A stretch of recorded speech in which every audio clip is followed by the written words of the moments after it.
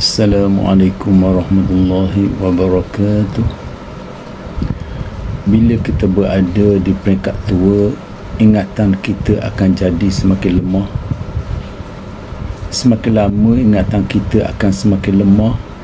Jika kita biarkan secara berterusan, kita akan jadi hilang ingatan dan nyanyuk.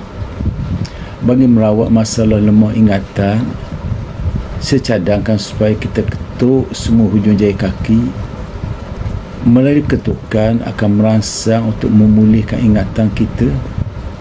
Jika tidak pun, ia akan melambatkan proses hilang ingatan yang boleh menyebabkan kita nyanyuk.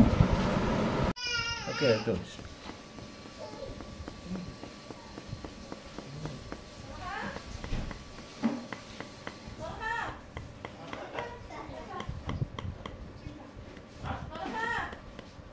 Dah tutup dulu. Kuas sikit.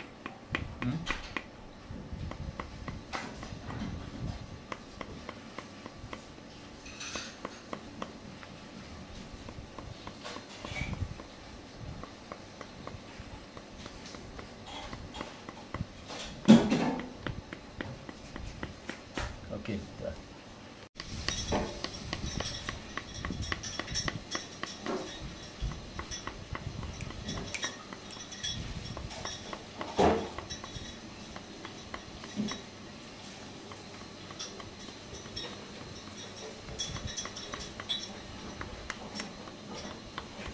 Sekianlah, wabillahi taufiq wal hidayah. Wassalamualaikum warahmatullahi wabarakatuh.